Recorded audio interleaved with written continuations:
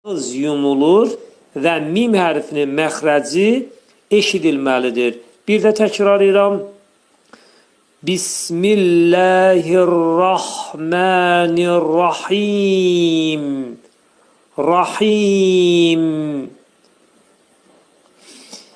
Yasin. Yasin kəlməsi müqəddəh hərflər qrupuna aiddir. Burada iki hərf var. Yə və sin hərfləri. Yə hərfi 2 səs qədər qaldırılır. Sin hərfi isə 4 əlif miqdarında qaldırılır. Belə bir də oxuyuram. Yasin. Axırdakı nun hərfini izhar edirik və burunda deyirik.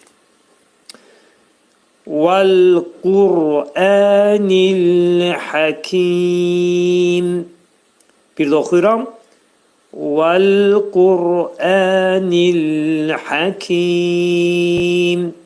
Vəl-Qur'ani dedikdə zəf hərfinin məxrəci dodaqlar qönçələnir və və deyilir. Və burada ləmin sükununu eləyirik, saxlayırıq. Vəl-Qur'anil Hakim.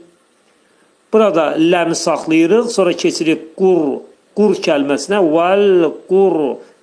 Burada qur dedikdə qaf hərfinin məxrəci, dediyimiz kimi qaf hərfinin məxrəci dilin sonu və dilçəyin başlanğıcındadır. Ra hərfinin məxrəci isə demək dilimiz yuxarı üst dişin altında olan ətə dəyir və qalın şəkildə deyirik.